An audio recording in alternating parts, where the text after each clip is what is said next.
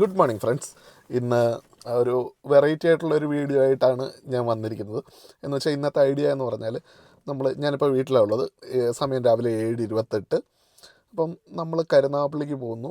കരുനാഗപ്പള്ളിയിൽ നിന്ന് എവിടെയാണോ ഫുഡ് നല്ലതുള്ളത് അത് കഴിക്കുന്നു.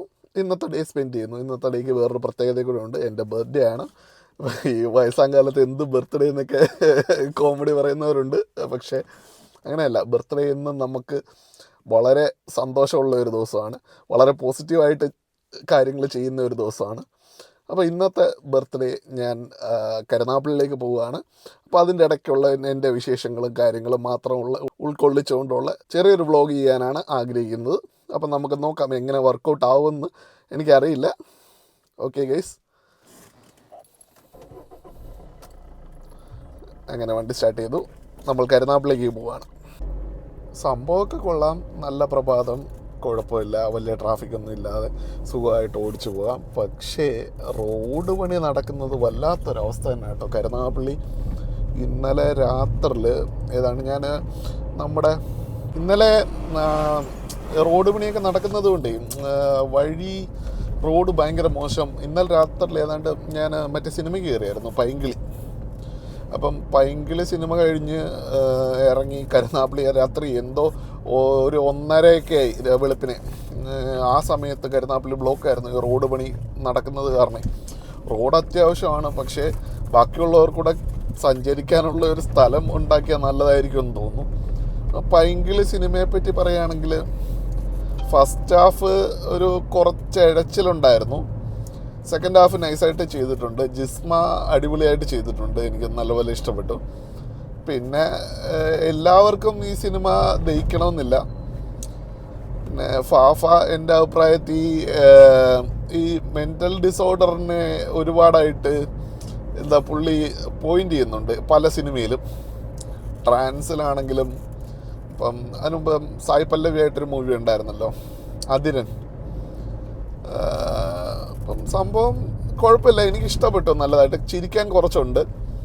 അടിപൊളി ഒരു എൻ്റർടൈനറാണ്. നിങ്ങൾ കാണുന്നെങ്കിൽ ഒന്ന് പോയി കണ്ടു നോക്കുക, നിങ്ങളുടെ അഭിപ്രായം പറയുക. ഓരോ സിനിമയും ഓരോ ആൾക്കാർക്ക് ഇഷ്ടപ്പെടാം, ഇഷ്ടപ്പെടാതിരിക്കാം. ഇപ്പം നിങ്ങൾക്ക് ഇഷ്ടപ്പെടുന്ന മൂവി എനിക്ക് ഇഷ്ടപ്പെടണമെന്നില്ല. ഓക്കെ,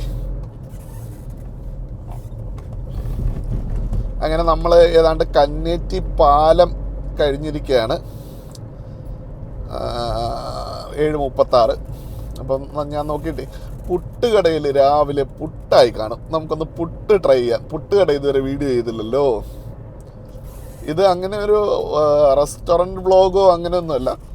എനിക്ക് കരുനാഗപ്പള്ളിയിൽ നിന്ന് ഫുഡ് കഴിക്കാൻ തോന്നുന്നു. അപ്പം കഴിഞ്ഞ ദിവസം എൻ്റെ ഒരു സുഹൃത്ത് എന്നോട് ചോദിച്ചു, എല്ലാ വീഡിയോയും കരുനാഗപ്പള്ളി തന്നെയാണല്ലോ ചെയ്യുന്നത്.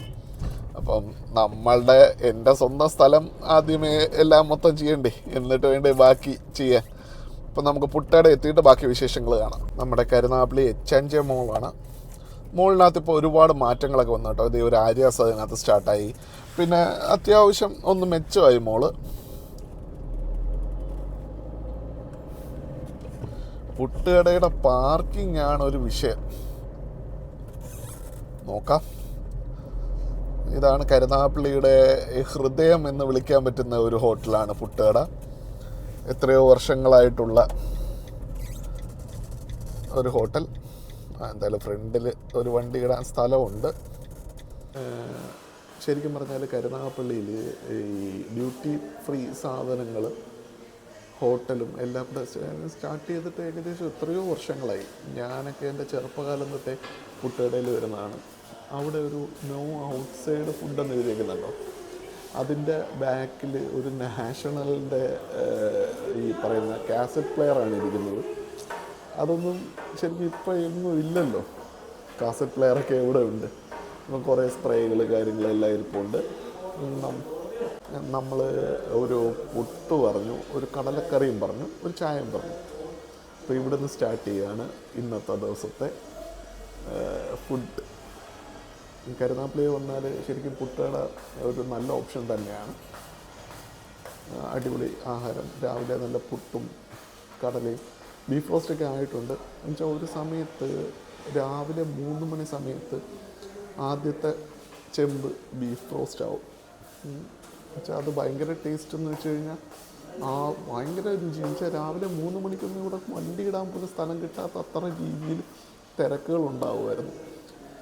ഇപ്പോഴാണ് ഈ റോഡ് പണിയുടെ ഇത് വെച്ചിട്ടാണ് പാർക്കിങ് ഇല്ലാതായി.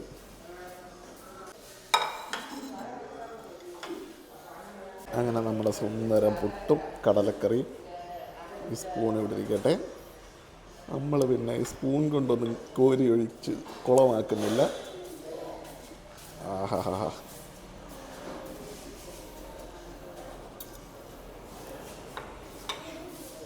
ഇനി സ്പൂൺ അങ്ങോട്ട് മാറ്റി വെച്ചേക്കാം. നല്ല ആവി പറക്കുന്ന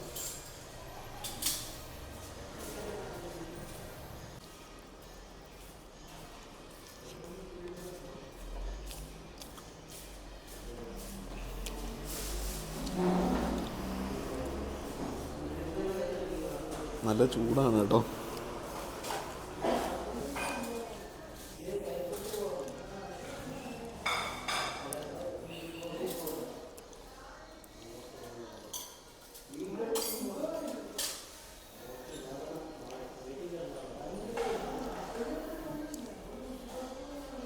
നല്ല ഒന്നാം തരം വീട്ടിൽ നിന്ന് കഴിക്കുന്ന ആഹാരത്തിൻ്റെ അതേ ടേസ്റ്റ്. അപ്പം ഞാനിതൊന്ന് ഫിനിഷ് ചെയ്യട്ടെ. അങ്ങനെ നമ്മുടെ പുട്ടും കടലയും ഏകദേശം കഴിയാറായി.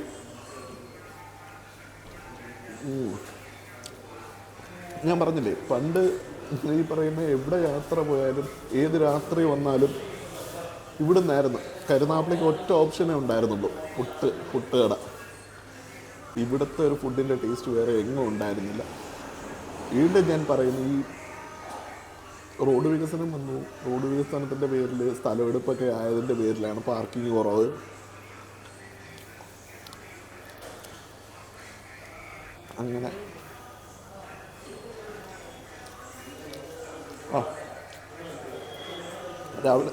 അങ്ങനെ രാവിലത്തെ ബ്രേക്ക്ഫാസ്റ്റ് ഏതാണ്ട് ഉഷാറായി. ഒരു ചായ കൂടെ കുടിച്ചിട്ട് നമുക്ക് നമ്മുടെ പരിപാടി സ്റ്റാർട്ട് ചെയ്യാമല്ലേ.